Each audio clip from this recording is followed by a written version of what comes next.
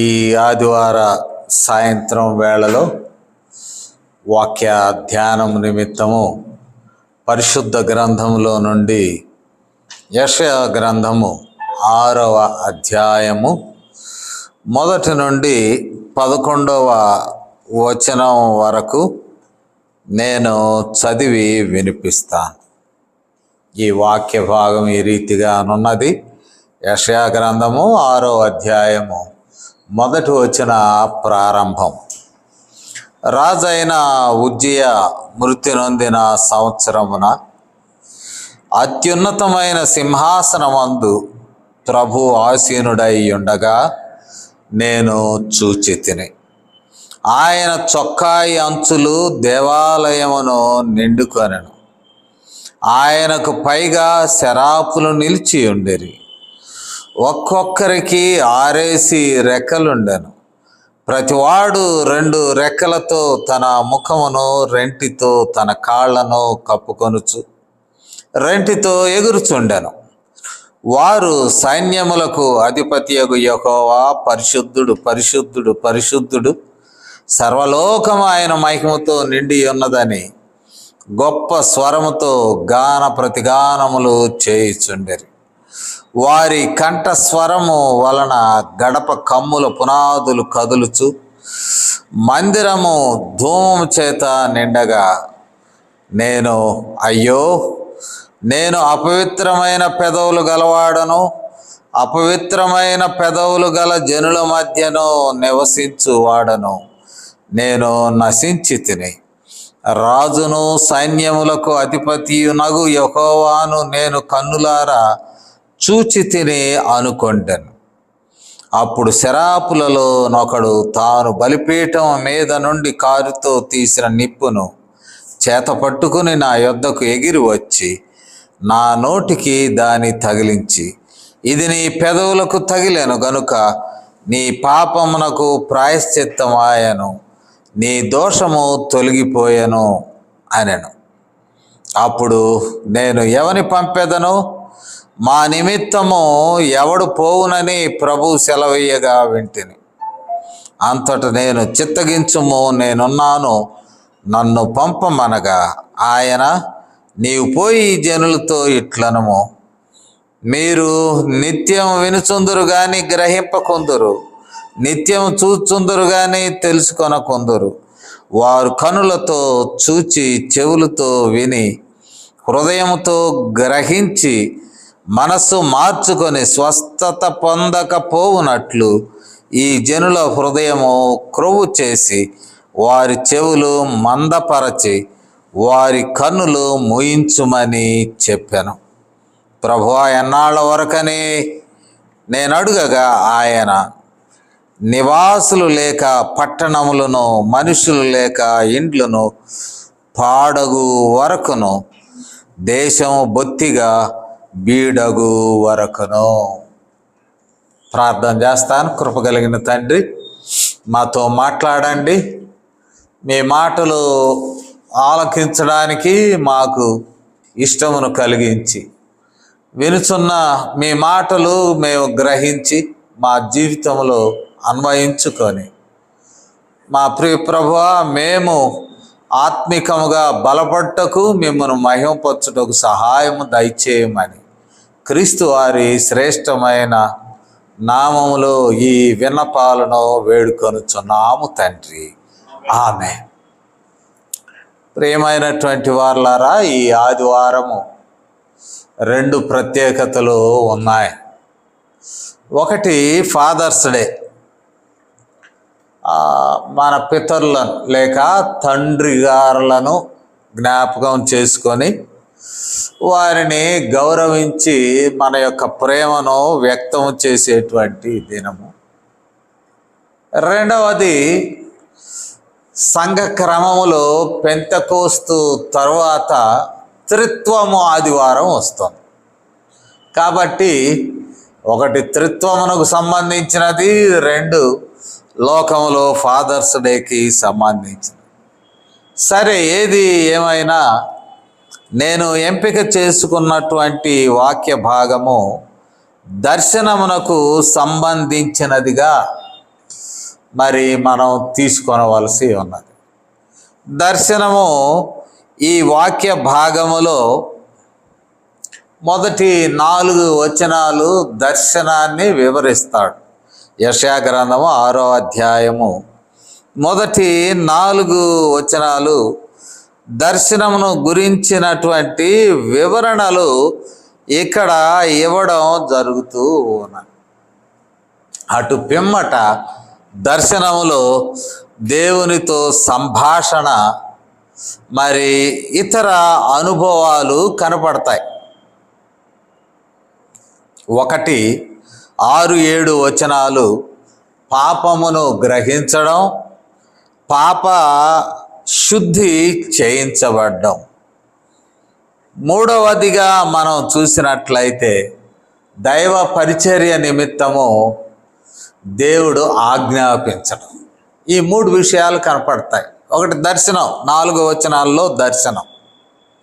తర్వాత పాపము గ్రహింపు, పాపము యొక్క శుద్ధి, పాపాన్ని శుభ్రం చేయడం, కడగడం లేక పవిత్రపరచడం కనబడుతుంది.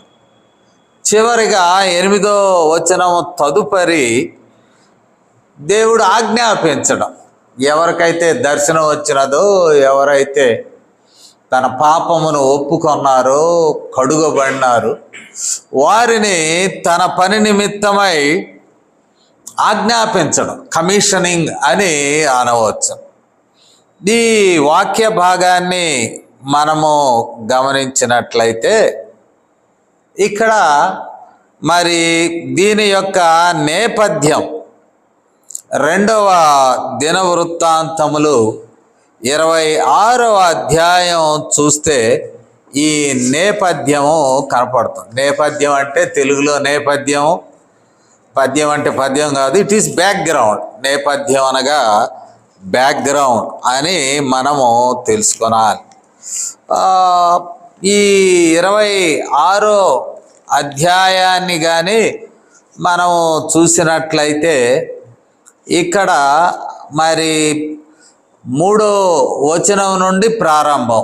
ఉజ్జియా ఏలనారంభించినప్పుడు 16 ఏండ్ల వాడై యెరూషలేములో 52 సంవత్సరములు ఏలెను. There was a stable government or governance, ruling.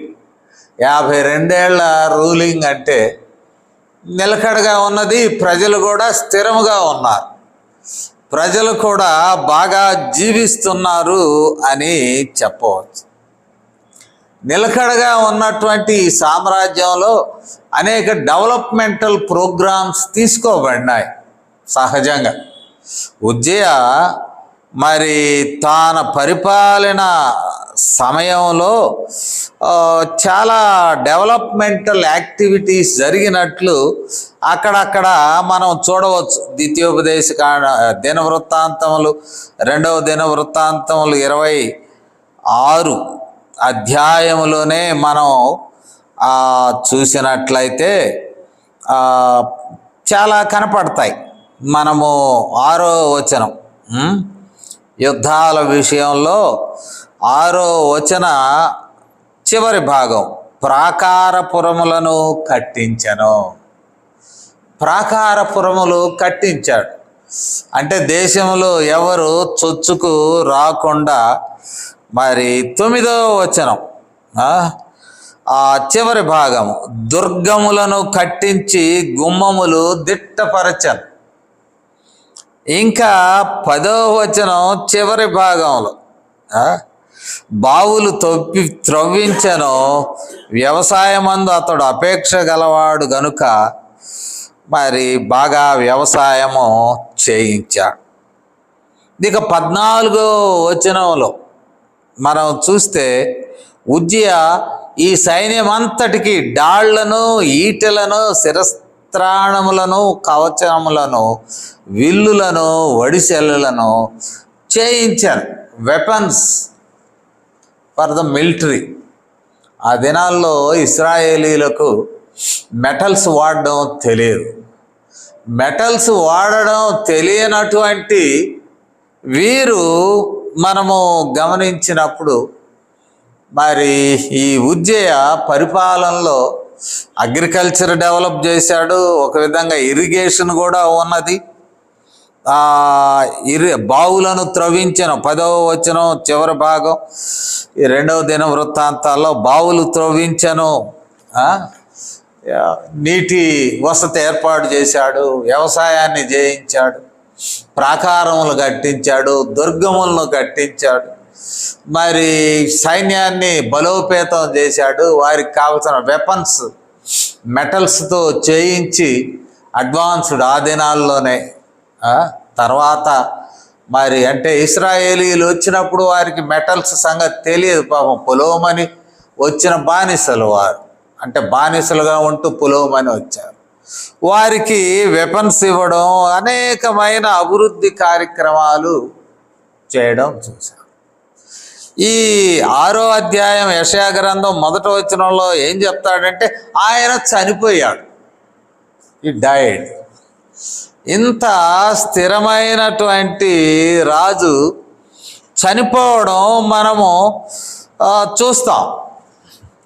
ఆయన అంతము కూడా మనం చూడవచ్చు. 26వ అధ్యాయం దినవృత్తాంతంలో 2వ దినవృత్తాంతాలు 16వ వచనం చూసినట్లయితే, అయితే అతడు స్థిరపడిన తర్వాత అతడు మనస్సును గర్వించి చెడిపోయి దేవునికి విరుద్ధముగా ప్రవర్తించి ఆయన మరణించాడు. ఫైనల్లీ ఈ మరణించిన విషయం ఇక్కడ మనం చదువుకున్న యెషయా గ్రంథంలో వ్రాయబడి ఉండడం మనం చూస్తాం. ఉజ్జియా ఇంత మంచి రాజు మరణించిన తర్వాత రాజ్యంలో కొంచెం టాక్ వచ్చినది. యూదా సామ్రాజ్యము ఉజ్జియా లేకుండా ఏ రీతిగా ఉండును, యెరూషలేము పరిస్థితి ఏ రీతిగా ఉండును, ఈ టాక్ ఉన్నప్పుడే యెషయా దేవాలయంలోకి వెళ్ళి కూర్చున్నాడు. దేవాలయంలోకి వెళ్ళి కూర్చుంటే దేవాలయంలో పరిస్థితి వేరుగా ఉన్నది. దేవాలయంలో పరిస్థితి వేరుగా ఉంది. ఏంటి వేరుగా ఉన్నది? ఈయనకు ఒక దర్శనం వచ్చినది. దర్శనంలో మరొక సింహాసనం కనపడుచున్నది. ఆ సింహాసనం మీద ప్రభు ఆసీనుడై ఉన్నాడు. యెరూషలేములో ఉన్న సింహాసనము after good administration and ruling, after welfare schemes and everything, ఆ రాజ్యం కూలిపోయింది. ఉజ్జియా చనిపోయినాడు, రాజ్యం అట్లాగే ఉన్నది. ఉజ్జియా చనిపోయినాడు. ఉజ్జియా చనిపోతే మరి అది ఒక కలవరము లేక అది ఒక ఇబ్బందికరమైన సంభాషణలు దేశంలో ఉంటున్నప్పుడు, ఇక్కడ మనం చూస్తే యెషయా కూడా అందులో భాగమైనప్పుడు, ఆ కలవరంతో కూడిన సంభాషణలో యెషయా కూడా భాగమైనప్పుడు దేవాలయంలో రొటీన్గా వెళ్ళి కూర్చున్నాడు. ఎందుకంటే he also a native of Jerusalem, యెరూషలేముకు చెందినవాడు కాబట్టి యెరూషలేములో సంగతులు ఎప్పుడు టాక్ ఆఫ్ ద టౌన్ అంటాం కదా, ఎప్పుడు బాగా తెలిసినటువంటి వాడు. దేవాలయంలోకి వెళ్ళి కూర్చున్నాడు. దేవాలయంలో వెళ్ళి కూర్చుంటే ఆయనకు దర్శనములో ఇంకొక సింహాసనం కనబడుతుంది. అది ఎత్తుగా కనబడుతుంది. మరి అక్కడ రాజస్థానములో దేవుడు కనబడుచున్నాడు. ఇంకా దిగువను కూడా చూసినట్లయితే ఆయన మరొక పర్యాయము అంటాడు 5వ వచనం 2వ భాగంలో, రాజును సైన్యములకు అధిపతియునగు యెహోవాను నేను కన్నులారా చూచితి. సో అనదర్ కింగ్, ఇప్పుడు heavenly king and earthly king, పరలోక రాజు ఇక్కడ కనబడుతూ ఉన్నాడు. మానవ సంబంధమైన రాజు మరణించడం, అది ఆగిపోవడం మనం చూస్తున్నాం.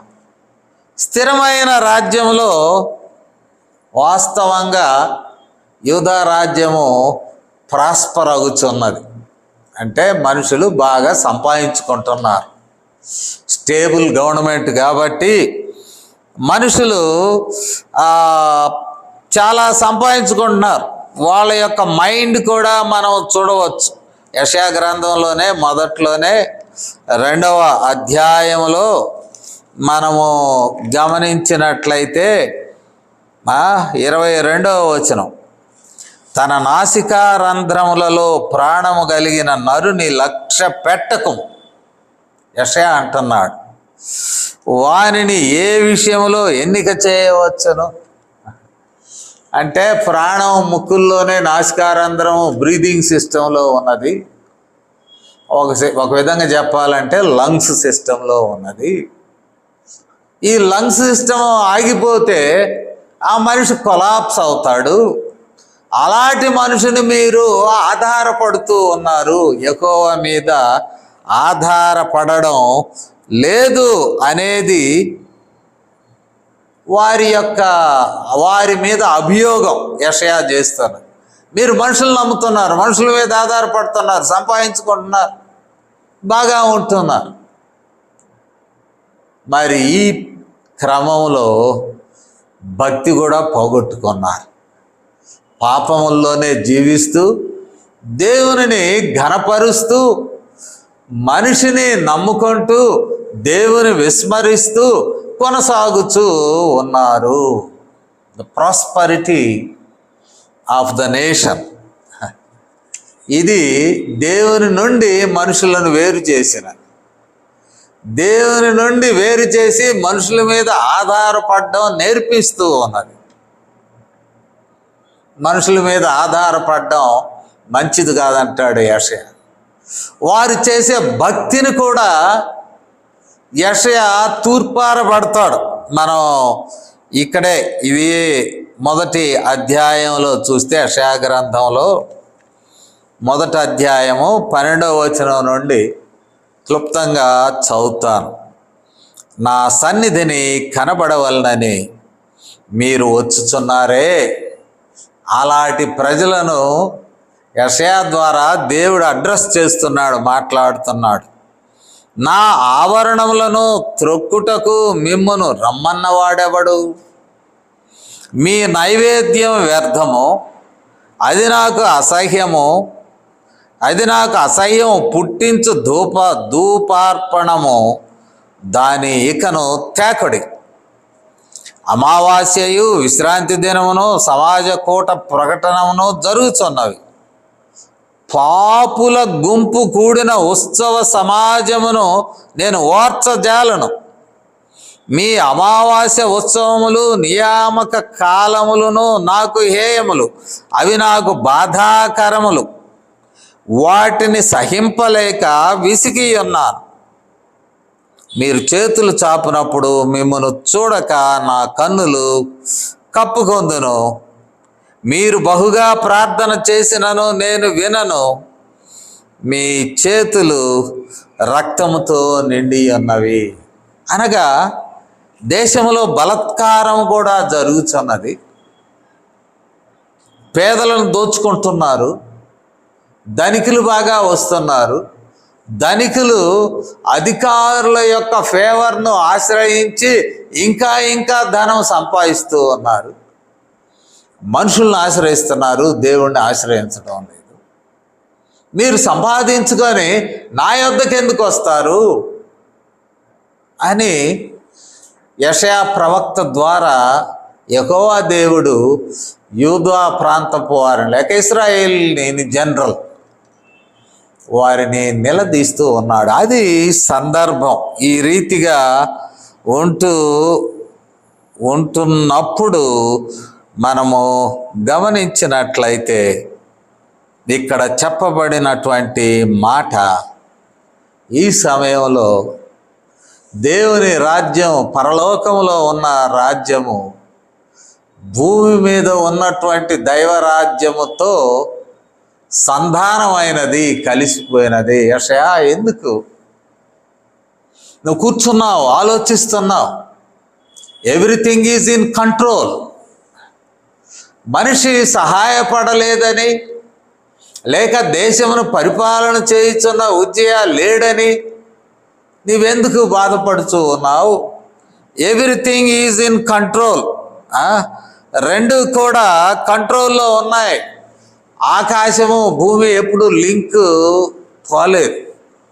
మనము యెషయా గ్రంథంలోనే 66వ అధ్యాయాన్ని మనము గమనించినట్లయితే, యెషయా గ్రంథము 66వ అధ్యాయము మొదటి వచనం, యెహోవా ఇలాగు ఆజ్ఞ ఇచ్చుచున్నాడు, ఆకాశము నా సింహాసనము, భూమి నా పాద పీఠం. Both are linked.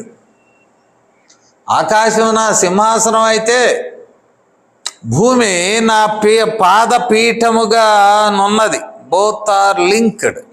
రెండు కూడా సంబంధం కలిగి ఉన్నాయి. ఒక కాలం అలౌ చేశాం, ఉజ్జయాకి అవకాశం ఇచ్చాం. ఉజ్జయా పరిపాలన చేయడానికి అవకాశం పొందినప్పుడు ఏదో చేశాడు, సమ్ వెల్ఫేర్ స్కీమ్స్. కానీ దానిలో జరిగిందేంటి? సంపన్నుడు అతి సంపన్నుడు అయ్యాడు, పీడనకు సాధారణ సమాజం గురైంది. మీ చేతులు రక్తంతో నిండిపోయినాయి నాయన. మీరు సంపాదన చేసుకొని మరి ఇటువైపు పేదలను అడగద్రొక్కి నా సన్నిధానానికి వస్తున్నారు. భక్తి కూడా యథార్థమైన భక్తి కాదు. ఇలాంటి స్థితిలో మీరున్నారు కాబట్టి I have concluded his term. ఆయన పరిపాలనా కాలం ముగించాం. ఎందుకంటే అహంకారం పెరిగి దేవాలయంలోని దేవుని సన్నిధికి కూడా ఆయన వెళ్ళడం మనం చూస్తాం.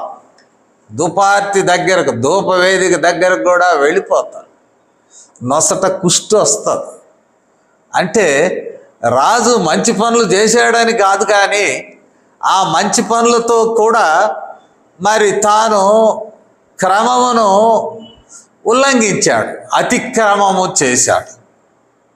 కాబట్టి ఆయన టర్మ్ ఓకే, ఫినిష్ అయిపోయినది. ఇప్పుడు యెషయా డైలమాలో ఉన్నాడు. ఏంటి రాజ్యం సంగతి ఏమిటి? ఆయన తొలగింపబడ్డాడు, చనిపోయినాడు. ఇది మానవుల యొక్క మనోభావాలు ఎక్కువ భాగం. ఎందు నిమిత్తం దేవుడు ఒకరిని తొలగిస్తాడో మనుషులు అంచనా వేయరు. ఒక అభిమానంతో పూజిస్తారు మానవుడిని. అందుకనే యెషయా అంటాడు, నాసికారంధ్రంలో ఊపిరి గలవాడు ఎంత తృణప్రాయుడు కదా. అలాంటి వారిని మీరు మరి ఆధారపడటం న్యాయం కాదు కదా. ఈ దర్శనము, ఆయనకు అనుగ్రహింపబడిన దర్శనంలో పరలోకంలో యెహోవా దేవుని సింహాసనం ఉన్నది, ప్రభువు నేను చూచాను. 66వ అధ్యాయంలో అంటాడు, భూమి నా పాదపీఠం. ఈ 6వ అధ్యాయంలో చెప్పినటువంటి మాట మనము చూసినట్లయితే, ఆయన అక్కడ కూర్చుంటే మొదటి వచనంలోనే ఆయన చొక్కాయి అంచులు దేవాలయం నిండుకను.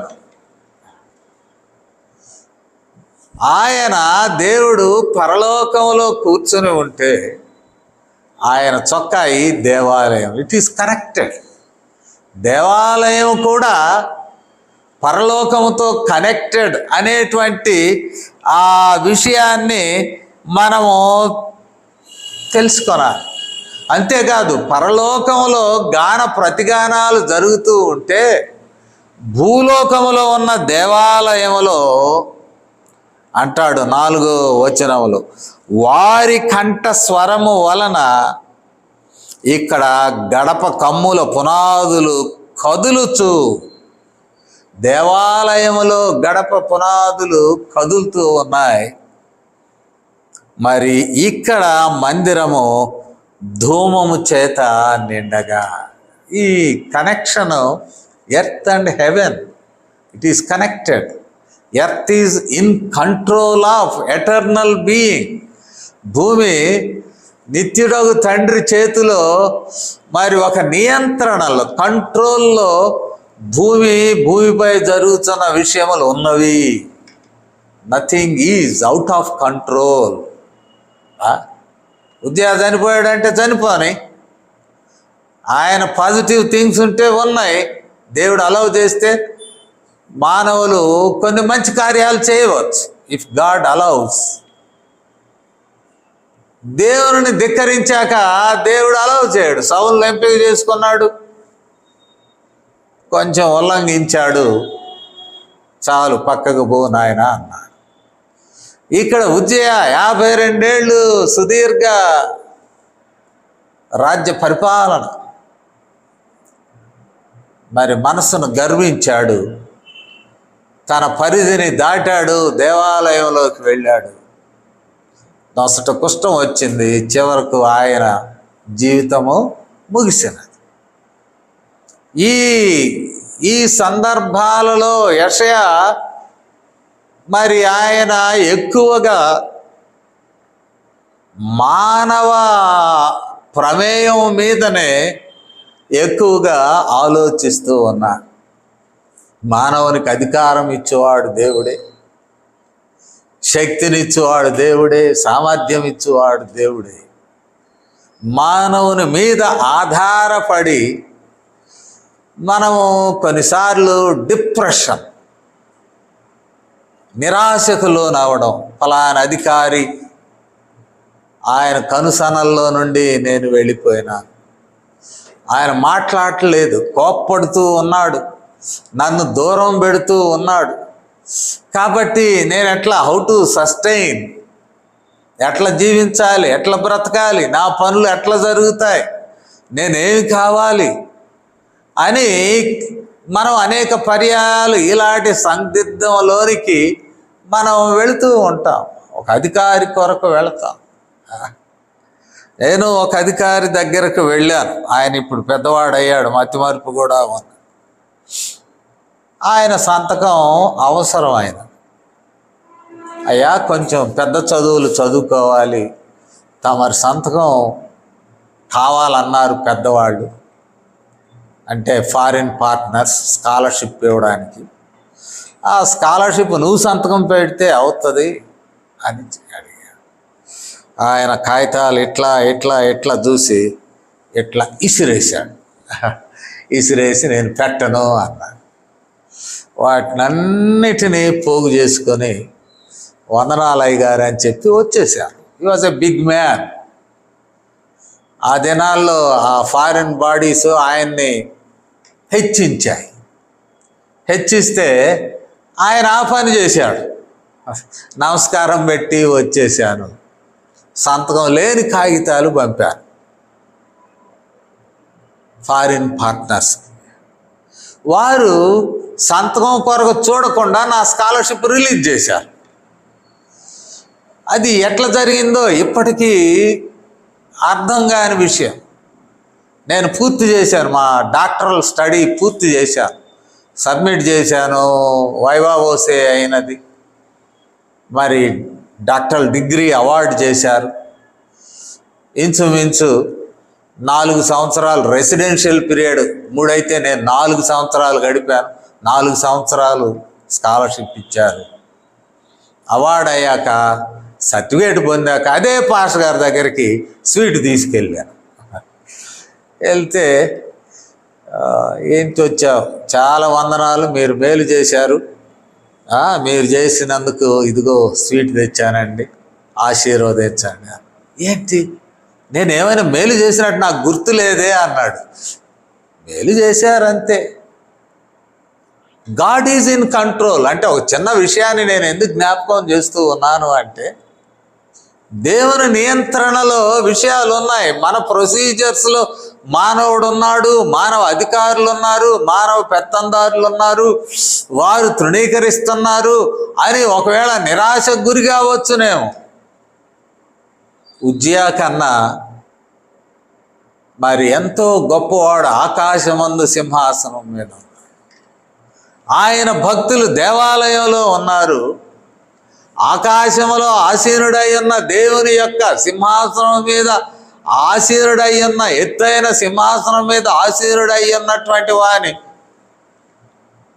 ఆ చొక్కా అంచులు భూమి మీద ఇట్లాగే దేవాలయంలో కూర్చున్న అక్కడికి కనపడుతున్నాయి. His presence was there. అంతేకాదు, అక్కడ పరలోకములో గాన ప్రతిగానాలు జరుగుతుంటే ఇక్కడ గడప ఊగులాడుతుందట, గడప కమ్ములు కదులుతున్నాయట.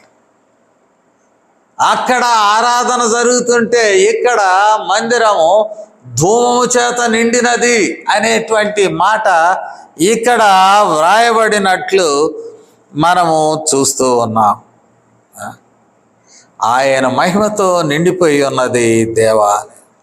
దేవుడు మహిమ పూర్ణుడై ఉన్నాడు. అప్పుడు అంటే పరలోకంలో జరిగినవన్నీ వివరించడం లేదు కానీ శరాపులు, వారి గానాలు, ప్రతిగానాలు. కానీ యెషయా పరిస్థితిని నేను జ్ఞాపకము చేస్తూ ఉన్నాను. 5వ వచనానికి వస్తే, యెషయా తనను తాను పరిశీలించుకుంటున్నాడు ఈ కాంటెక్స్ట్లో, ఇన్ ది సినారియో. ఏంటి, నేను ఆలయంలోకి వచ్చి కూర్చున్నాను, ప్రార్థన చేసుకుని వెళ్ళొచ్చు కదా, నా మనసంతా ఉజ్జియా మీద పెడితేనే ఇక్కడికి వచ్చేసరికి ఉజ్జియా కాదు, యెహోవా దేవుడే రాజు, సైన్యములకు అధిపతి అని ఇక్కడ తెలపబడుచు ఉన్నది. అసలు దైవ దర్శనమే జరిగినది. దైవ దర్శనం, దైవ దర్శనము చాలా భయంకరం.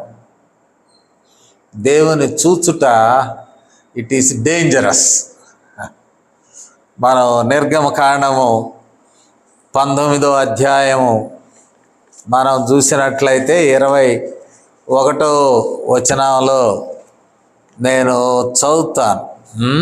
అప్పుడు యెహోవా, ప్రజలు చూచుటకు యెహోవా యొద్దకు హద్దు మీరి వచ్చి వారిలో అనేకులు నశింపకుండునట్లు, హద్దు మీరి ఆయన చూడడానికి వెళితే నశిస్తారట.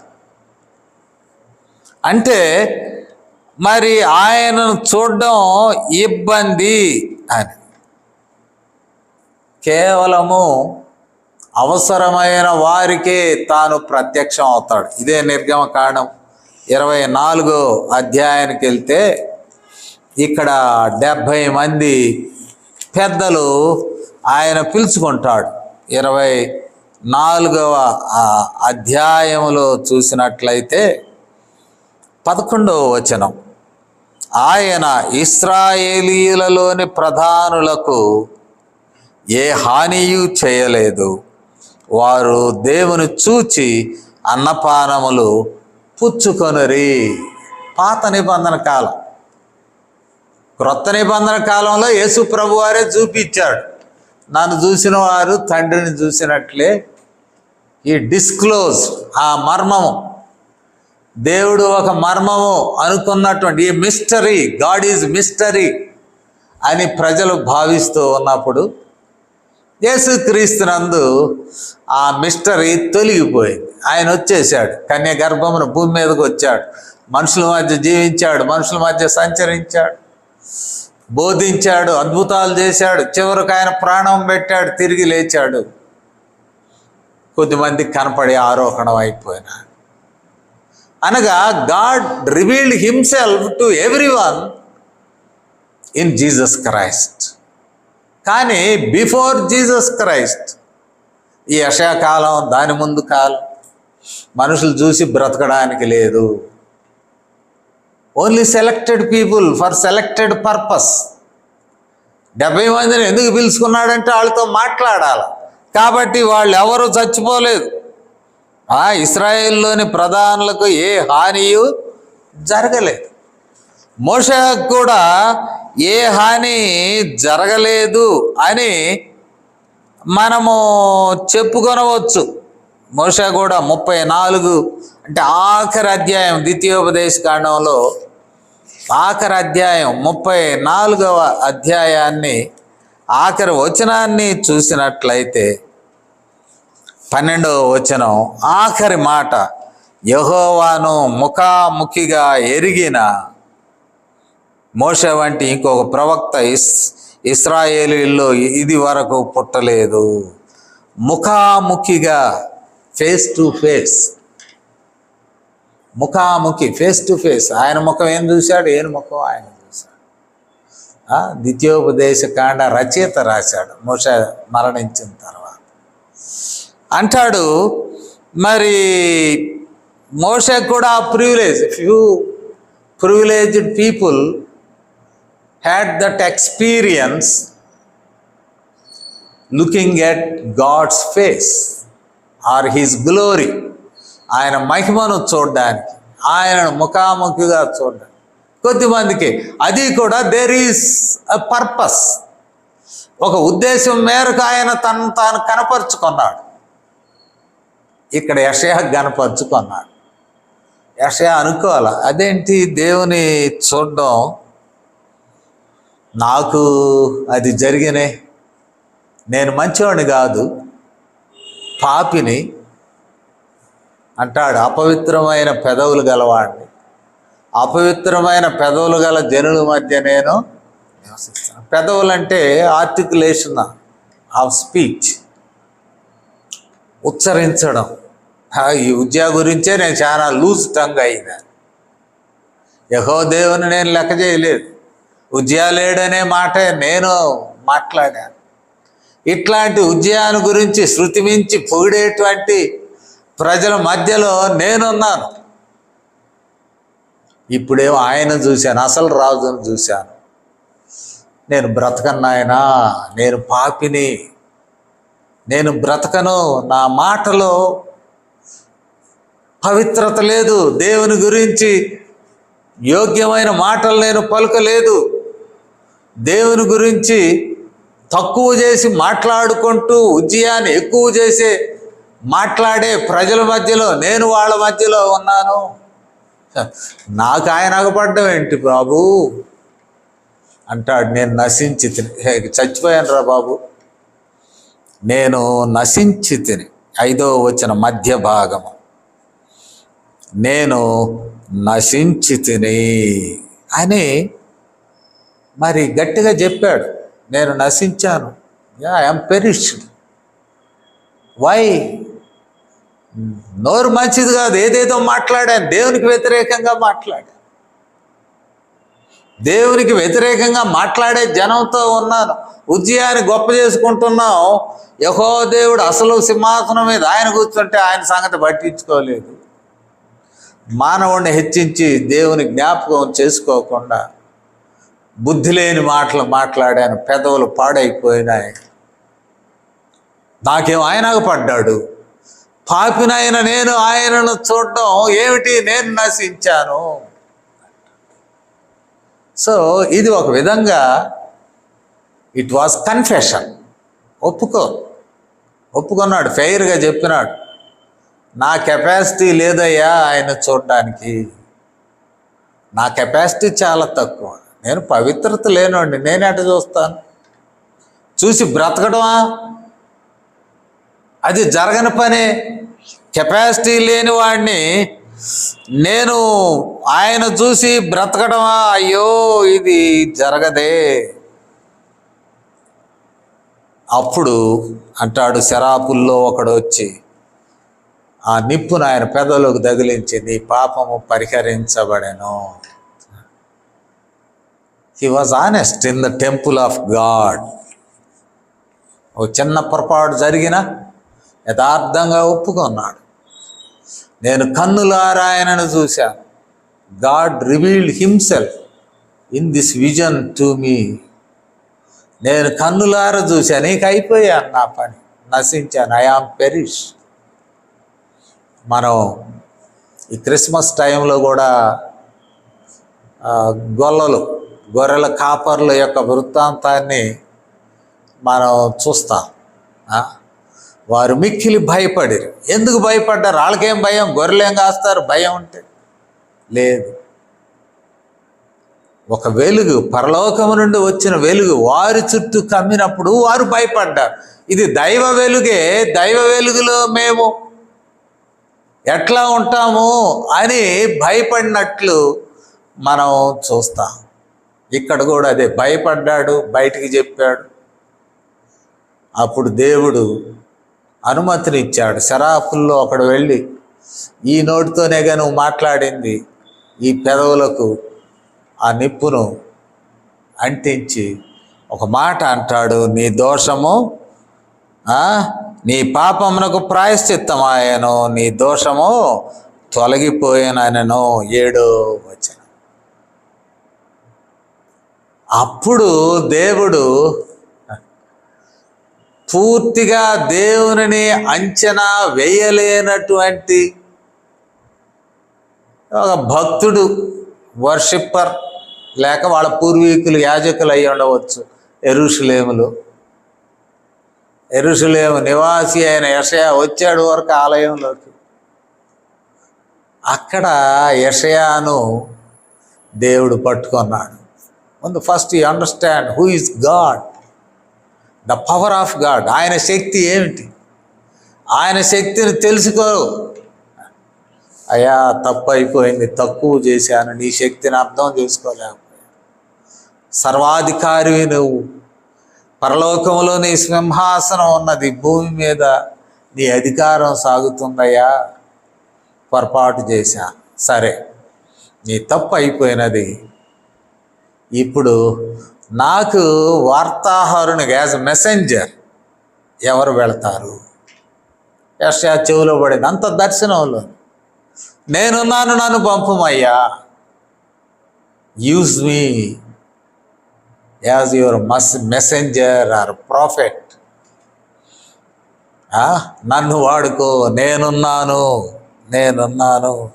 ఇక్కడ మనం చూసినట్లయితే చింతగించుము 8వ అధ్యాయము చివరి భాగంలో, చిత్తగించుము, నేనున్నాను, నన్ను పంపుము అనగా 9వ వచనంలో ఆయన, నీవు పోయి జనులతో ఇట్లను. హీ వాజ్ సెంట్, పంపబడినాడు, దేవుని చేత ఏర్పాటు చేయబడ్డాడు, పంపబడ్డాడు. ఇది మహాభాగ్యం. నేటి దినమును కూడా మరి దేవుని పరిచర్యలో, విశ్వాసంలో కొనసాగుతున్నటువంటి మనం ఆయన శక్తిని గ్రహించలేక, మానవ శక్తిని, మనుషుల దయ కూడా కావాలి, కానీ దేవునికి మించినటువంటి స్థానంలో మనిషిని ఉంచడం వలన ఎక్కడో మనకు ఇబ్బంది కలుగుతుంది, దేవునికి అసౌకర్యం కలుగుతూ ఉన్నది. ఎందుకంటే ఆయన మనకు దొరికాడు, ఆయన మనకు లభించాడు కాబట్టి మనము ఆయనను పరిపూర్ణముగా ఆశ్రయించి, ఆయన శక్తిని ఆశ్రయించి మనము మేళ్ళు పొందవలసిన వారమై ఉన్నాం. ఈ మాటలు దేవుడు మన తలంపులలో మిక్కిలిగా ఆశీర్వదించును గాక. ఆమేన్. ప్రార్థన చేస్తాను. కృపగలిగిన తండ్రి, ఈ దినము సవివరముగా మాతో మాట్లాడినందుకు వందనాలు. ఉజ్జియా మరణించాడు నాయన, ఆ మరణమును గురించి మాతో బోధించారు. ఓ బలవంతుడైన రాజు, ప్రతిభావంతుడైన రాజు, పరిపాలనపై పట్టుగలిగినటువంటి రాజు, దీర్ఘకాలం పరిపాలించిన రాజు, ఆయన మానవుడు కావున ఆయన ఊపిరి నాసికా రంధ్రముల్లోనే ఉన్నది, ఆయనకు పరిమితులు ఉన్నాయి. కావున ఆయన మీ చట్టమును ఉల్లంఘించినప్పుడు ఆయన తొలగింపబడినాడని, జీవితమే తొలగింపబడినదని మేము గ్రహించాం, చూసాం. తండ్రి, మాతో మాట్లాడినందుకు వందనములు. అసలు రాజు పరలోకములో ఉన్నాడని, ఆయన సింహాసనం ఎత్తుగా ఉన్నదని, ఆయన పాదపీఠం భూమి మీద ఉన్నదని, భూమి మీద ఆయన నిరంతరం తన కార్యకలాపములు, అధికారమును ఆయన చూపిస్తున్నాడని, ఆయన చూపించే ప్రేమ, క్షమాపణ, సహాయము, ఆదరణ మేము పొందుకొనుటకు అందుబాటులోనున్న దేవుడని మాతో మాట్లాడినందుకు వందనములు.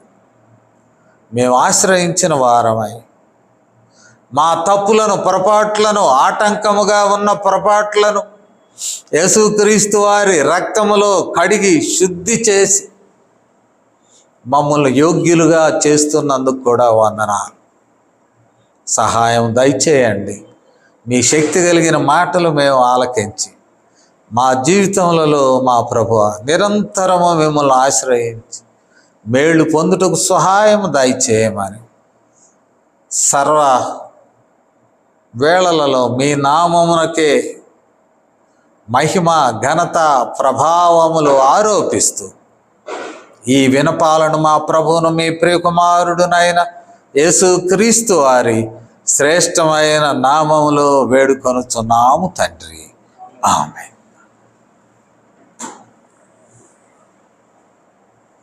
మనము మరి కొద్ది